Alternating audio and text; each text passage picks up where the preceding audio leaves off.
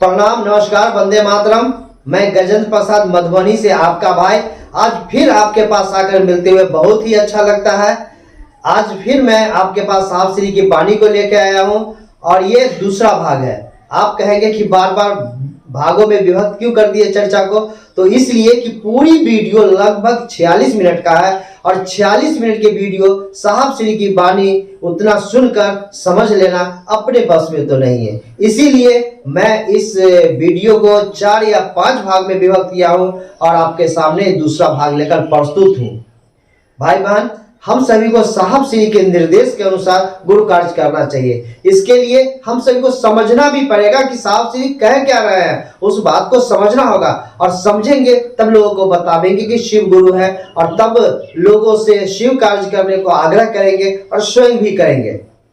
ऐसा प्रायः देखा गया है कि विभिन्न जिलाओं में कुछ गुरु भाई बहन ऐसे हैं, नगर नहीं है, एक दो ही है, लेकिन ऐसे हैं जो अपनी मन की मर्जी करते हैं। साहब के जो निर्देश है उसको ताक पर रखकर अपनी मनमानी करते हैं, भजन करते हैं, चर्चा न जाने क्या करते हैं, और इंस्ट्रूमेंट कैसियो, नाल, पैड, सिंथेसाइजर क्या क्या लगाते हैं और भोले भाले आयोजक से पैसे का दोहन करते हैं। ये शिव चर्चा नहीं है। ऐसे लोगों से हमारे भोले भाले भाई बहन को बचाना है और उसे बताना है कि शिव कार्य का मतलब क्या है।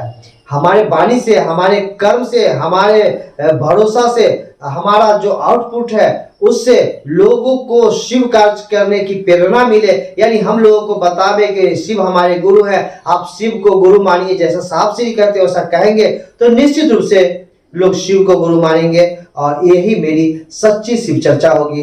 तो आइए हम सभी अपना जो कार्य क्षेत्र है, चाहे जिस तरह से धनोपार्जन करते हैं परिवार को चलाने के लिए, वो चलाते हुए महादेव से दया मांगे कि हे महादेव, शिव गुरु कार्य हमसे हो जाए। तो आइए चलते हैं साहब श्री की वाणी को सुनने के लिए। आप सभी को फिर से प्रणाम। शिव कार्य में सहयोग करिए, शासन नहीं करिएगा। शासन गलत है, सहयोग सही है। अवमान होता क्या है ना कि कुर्सी मिल जाने के बाद आदमी का अहंकार बढ़ता है और हट जाने के बाद फिर पूरी तरह जमीन पे आ जाता है।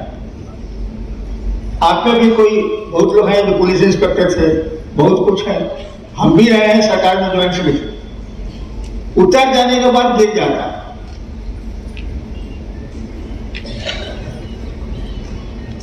इसीलिए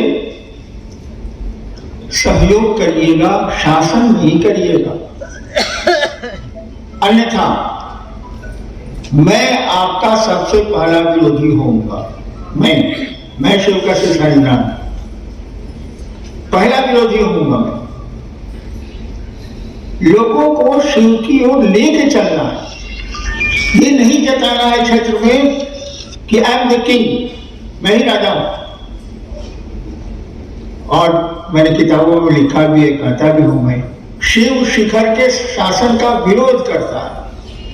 शिव शिखर के शासन का विरोध करता है, शिखर का विरोध नहीं करता। वो शिखर के शासन का जे बनी से हवाई बनी रहे और ये जिला में के शिखर का शासन क्या शिखर पर है, आप इसका विरोध नहीं करता, लेकिन इसको चढ़ाने लगा जे बनी वही सबसे पुरान हम जिला मेरे का बोल भी छूटर में टॉयलेट, ये बहुत बुरा है और इसको बर्दाश्त मैं तो नहीं कर सकता, क्योंकि शिव के शिष्य हैं, शिव उनके गुरु हैं। शिव तो संसार का मालिक, कार्यता महेश्वर, सुना है ना शब्द महेश्वर शिव। महेश्वर का मालिक जानते हैं? ईश शब्द का अर्थ होता है कंट्रोलर, जो कंट्रोल करता है। महेश शब्द का अर्थ होता है चीफ कंट्रोलर। अब महेश्वर शब्द का अर्थ होता है सबसे बड़ा कंट्रोलर, यानी कंट्रोलर महादेव में वही कंट्रोल करता है। हमको आपको सबको किए हुए ईश्वर ही करता, महेश्वर ही करता, हमको आपको सबको किए हुए। और गुरु के रूप में वो बताते हैं कि तुम क्या हो। आप क्या है जरा बताइए तो भाई साहब, वह कौन है आप? आपका धरती ने एक नाम दे दिया, इनका नाम है बरखा, इनका नाम दे दिया, लेकिन बरखा जो बोल रहा है, इनके भीतर की जो आवाज है वो कौन है? कहां से आई है? कब तक रहेगी? जो बोल रहा है वो निकल गया, अब तो बोली नहीं निकलेगी। देखिए इसे पर कंट्रोल। आए भी आप उसी की मर्जी से, माँ बाप की मर्जी से नहीं आए। बहुत माँ बाप है जो नहीं संतान है। आए भी हैं आप दूसरे की मर्जी से, जाएंगे भी आप दूसरे की मर्जी में। आपको ये भी नहीं पता है कि आप हैं कौन। इसको आत्मज्ञान बोलते हैं, अपने बारे में जानना। अब दीपो बुद्ध ने कहा था, हमको आपको ये भी नहीं पता है कि हम हैं कौन। नाम तो मेरा है हरिंद्र, नाम दिया है दुनिया ने, लेकिन कोई पूछे कि जो बोल रहा है आपके भीतर ये नाम, वही कौन है? तो शिव आपको बताते हैं कि तुम क्या हो, वह यू।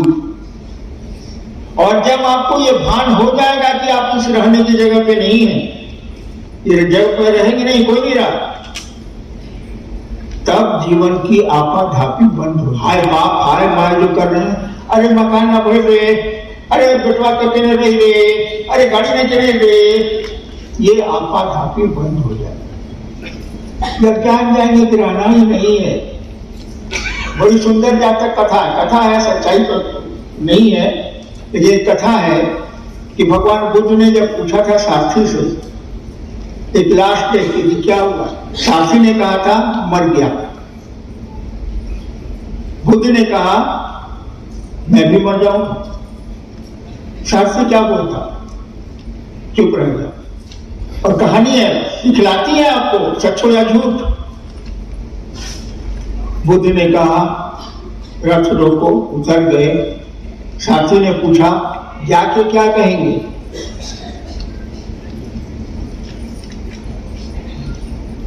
बुद्ध ने कहा कहना गौतम मर गए।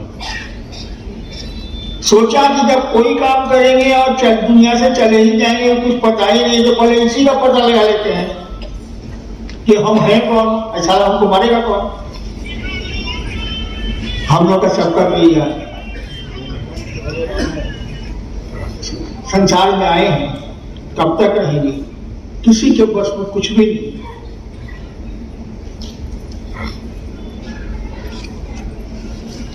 और बुद्ध ने ज्ञान दिया, बुद्ध भगवान हो।